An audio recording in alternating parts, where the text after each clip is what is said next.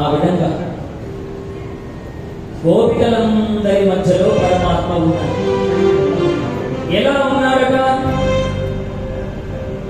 అన్ని నక్షత్రముల మధ్యలో వెలుగుతున్నటువంటి చంద్రుని మాదిరిగా తానొకడై తలకొకడై సాగే రాధా మాధవ కేళి. తాను ఒకటే కానీ ప్రతి తలకు ఒక కృష్ణుడిలాగా కనిపిస్తున్నాడు. తలకు ఒక కృష్ణుడిలాగా కనిపిస్తూ ఉన్నాడు. 16,000 మంది గోపికలకు 16,000 మంది కృష్ణుడిలాగా కనిపిస్తూ ఉన్నాడు. అలా రాధా మాధవ కేళి బృందావనం అంతా ఆనందంగా సాగినదా. మనం అందరము రాధా అంటే అమ్మవారేమో అని అనుకుంటాం. కానీ రాధా అన్న పేరుతో ఏ గోపిక లేదు. కృష్ణుడి భార్యలో రాధా అన్న పేరుతో ఏ భార్య లేదు. మరి ఈ రాధా అన్న పేరు ఎలా వచ్చింది అంటే, ఇప్పుడు 16,000 మంది గోపికల పేర్లు మనం చెప్పలేం కాబట్టి ఆ 16,000 మంది గోపికల సమూహానికి రాధా అని పేరు. రాధా మాధవ కేళి అంటే 16,000 మంది గోపికలు కృష్ణుడు కలిసి ఆడిన ఆట. ఏది పేరు చెప్పండి అంటే మనం ఎలా చెప్పగలం అంతమందిని? అసలు కుతవరాజరోజ పద్మలీల పారిజాత నాగబాల వెంటి వంట సీత సప్నకుమారి, ఇలా ఎంతమంది మన పేరు చెప్పగలం కదా? ఒక్క పేరు అయితే చెప్పగలం, 2 అయితే చెప్పగలం, 3 చెప్పగలం, 10 చెప్పగలం. కానీ 16,000 మందిని చెప్పలేము కాబట్టి ఆ 16,000 మంది గోపికా సమూహానికే రాధా అని పేరు. రాధా మాధవ కేళి అంటే గోపికలతో పరమాత్మ యొక్క కేళి ఆ బృందావనంలో అలా కొనసాగింది. హాయిగా వాళ్ళందరూ కృష్ణుడి యొక్క మోహంలో వాళ్ళంతా కూడా తిరుగుతూ ఉన్నారు. ఇలా తిరుగుతూ ఉంటే కాలం గడుస్తూ ఉన్నది. అందరూ ఆనందంలో మునిగిపోతూ ఉన్నారు. కానీ ఒక్క కంసుడిలో మాత్రమే భయం బాగా రగిలిపోతూ ఉన్నది. ఎప్పుడెప్పుడు వీడొస్తాడో, ఎప్పుడు ఈ అష్టమ గర్భులు, అసలు వాటిని పట్టుకొని చంపుదామంటే కూడా వాడు దొరకడండి. అందుకని ఇప్పుడు వాడి దగ్గరికి ఎంతమంది రాక్షసుల్ని పంపించినా వాళ్ళందరినీ వాడు చిటికల మీదలో చంపేస్తున్నాడు. అందుకని నిజంగా వాళ్ళు వెళ్ళి చంపడానికి ప్రయత్నిస్తున్నారో లేదో అని కూడా వీడికి అనుమానం. అందుకని కంసుడు అనుకున్నట్ట, ఇప్పుడు కృష్ణుణ్ణే మధురా నగరానికి పిలుస్తా. వాడు మధురకు రాగానే వాణ్ణి మధురా నగరంలో నేను సంహరిస్తాను అని సంకల్పం చేశాడు. ఇంకేముందండి, మధురా నగరంలో ఆటపాటల పోటీలని ఆ పేరుతో మల్ల యుద్ధములను పెట్టాడు. మల్ల యుద్ధపు పోటీలను పెట్టాడు. ఎప్పుడైతే మల్ల యుద్ధపు పోటీలను పెట్టాడో కృష్ణుడు, గోపబాలకుడు, మిగిలిన బలరాముడు, మిగిలినటువంటి వాళ్ళందరూ మధురా నగరానికి ఆ పోటీలు చూడడానికి అందరూ వస్తున్నారు. అందరూ వస్తూ ఉంటే కంసుడు ఈ కృష్ణుడు బలరాముడిని బలవంతముగా అయినా సరే ఆ మల్ల యుద్ధపు మండపంలో తోసేసేటట్టుగా ఏర్పాట్లు చేశాడు. అనుకోకుండా ఈ కృష్ణ బలరాములు ఇద్దరిని ఆ మల్ల యుద్ధపు మండపంలో తోసేశారు. ఇప్పుడు ఆ మల్ల యుద్ధ మండపంలో క్రూరమైనటువంటి మల్లయోధులందరూ నిలబడి ఉన్నారు. ఇంతలో కూతుడు అనేటువంటి మల్లయోధుడు వచ్చాడు. వాడు బాగా కండలు తిరిగి తొడలు 2 చరుస్తూ బలరాముడి మీదికి వస్తూ ఉన్నాడు. బలరాముడి మీదికి ఎప్పుడు వస్తూ ఉన్నాడో వెంటనే తన దగ్గర ఉన్నటువంటి నాగలి వంటి పరికరములు తీసుకున్నాడు. ఆ కూతుడు అనేటువంటి మల్లయుడి గుండెల మీద గట్టిగా బాగాడు. ఆ బాగిన బాధుడికి కూతుడు రక్తం కక్కాడు. అక్కడే కింద పడిపోయాడు. వెంటనే శరుడు, తోషకుడు అనేటువంటి 2 మల్లయుధులు కృష్ణుడి మీదకి వస్తున్నారు. ఇది గమనించాడు కృష్ణ పరమాత్మ. కృష్ణ పరమాత్మ వాళ్ళిద్దరిని కేవలం తన చూపులతోనే కింద పడేశాడు. అలా 1-2 కాదు, 7 గుంపు మీద పడ్డట్టుగా ఆ మల్లయుధులందరూ మీద పడుతూ ఉంటే బలరామకృష్ణులు ఇద్దరే వాళ్ళందరినీ మట్టి కనిపించేశారు. ఎప్పుడైతే మట్టి కనిపించారో చుట్టూ ఉన్నటువంటి గోప బాలకులందరూ చూశారు. ఆహా, కృష్ణ కృష్ణ ఎంత అద్భుతంగా! భలే కృష్ణ భలే కృష్ణ భలే కృష్ణ భలే భలే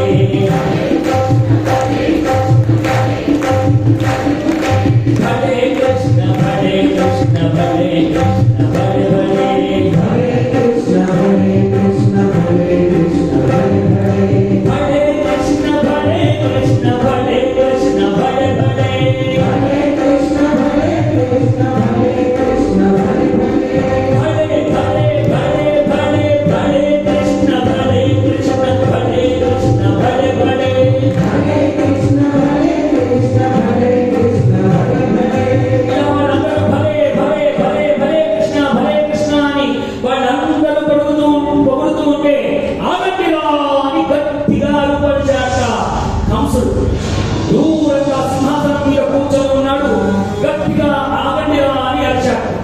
ఎప్పుడైతే అరిచారో వాళ్ళందరినీ కృష్ణుడిని కింది దింపారు.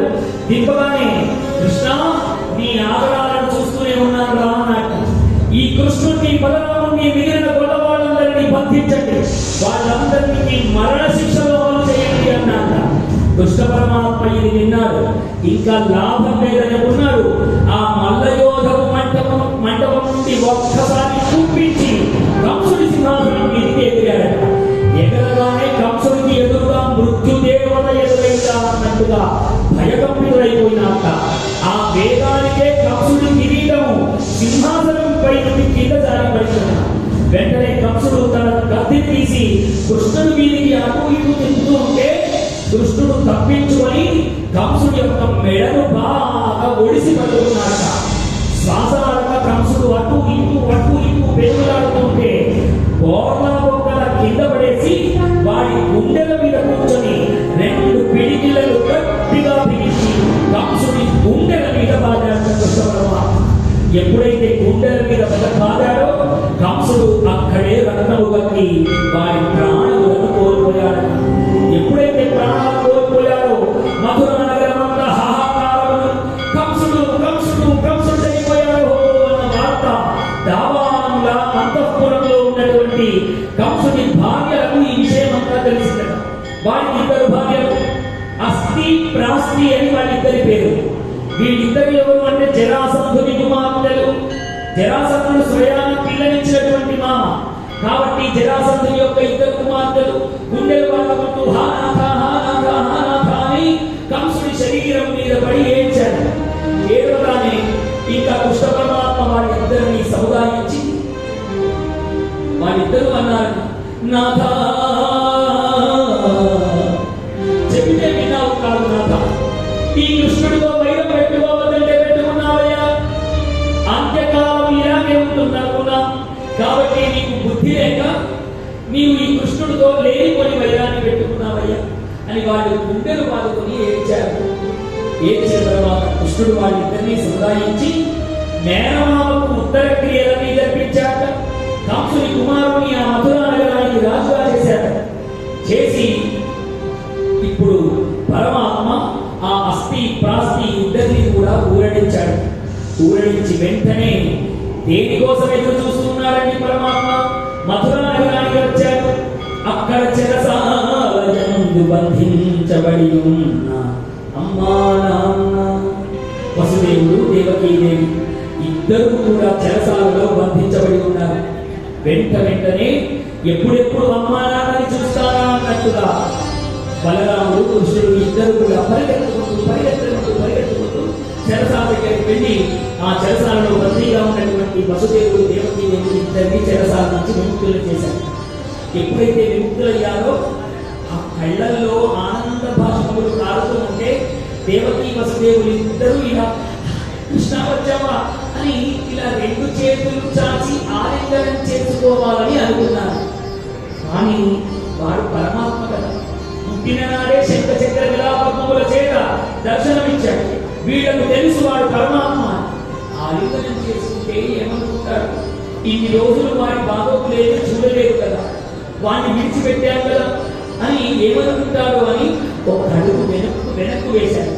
అలా వేయగానే పరమాత్మ గమనించి అమ్మా నాన్న అని గట్టిగా వెళ్ళి కృష్ణుడే గట్టిగా పట్టుకున్నాడు. ఎప్పుడైతే పట్టుకున్నాడో దేవకి వసుదేవుల యొక్క ఆనందానికి అవధులు లేదు. వాళ్ళిద్దరూ ఆ బలరామకృష్ణులు ఇద్దరిని గట్టిగా ఆలింగనం చేసుకున్నారట. అమ్మా నాన్న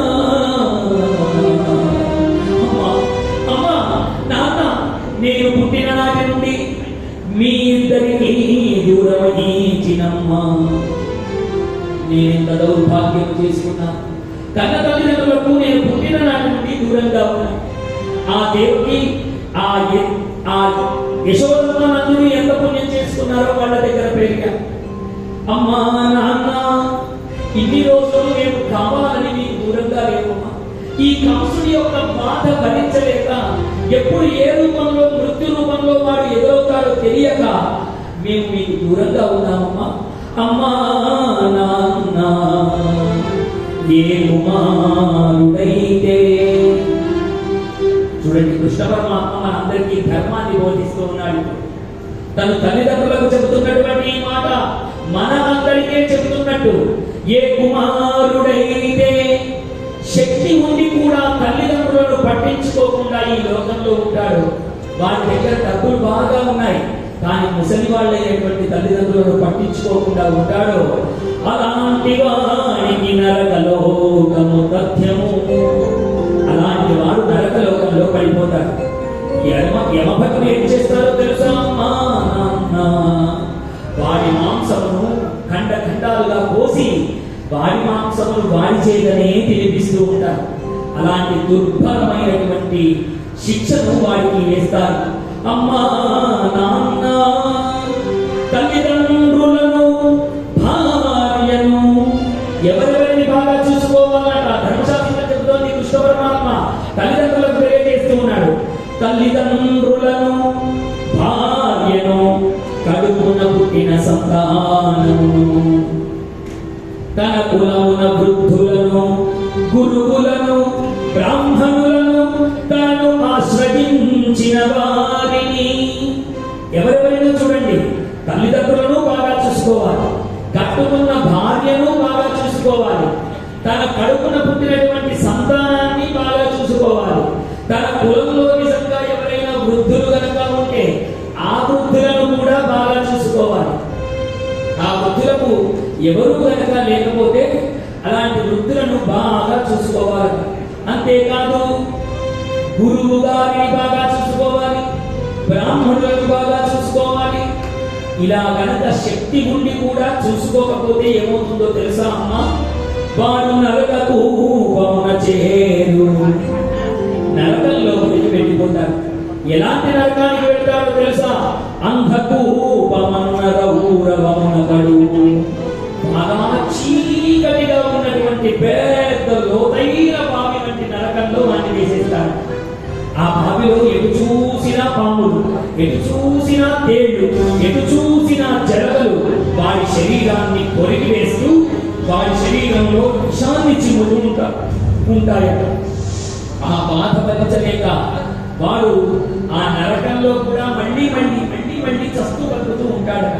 అలాంటి ఘోరమైనటువంటి పాపములన్నీ వాడు పొందుతూ ఉంటాడు. అమ్మా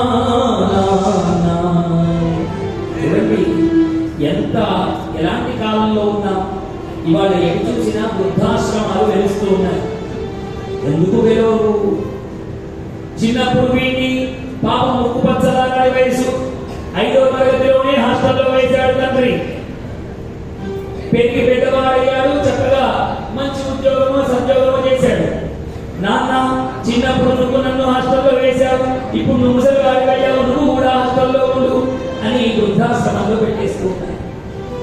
శక్తి ఉండి కూడా వీడి దగ్గర డబ్బు కష్టం అన్ని ఉండి కూడా ఆ తల్లిదండ్రులను పట్టించుకోకుండా వదిలిపెడుతూ ఉన్నారు. అలా గనుక చేస్తే రౌరవ నరకము తప్పదు అని కృష్ణ పరమాత్మ తెలియజేస్తూ ఉన్నారు. అమ్మా మరి ఇన్ని రోజులు మేము మిమ్మల్ని పట్టించుకోలేదు అంటే అది మా తప్పు కాదమ్మా, మేము కావాలని చేసేటువంటి తప్పు కాదమ్మా.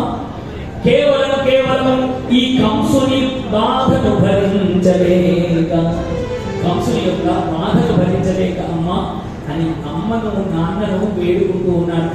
అలాంటి అమ్మ గొప్పతనం మనం ఎన్నిసార్లు కలిగితే, ఎన్నిసార్లు తెలుసుకుంటే మనకు ఆ అమ్మ గొప్పతనం తెలుస్తుంది చెప్పండి.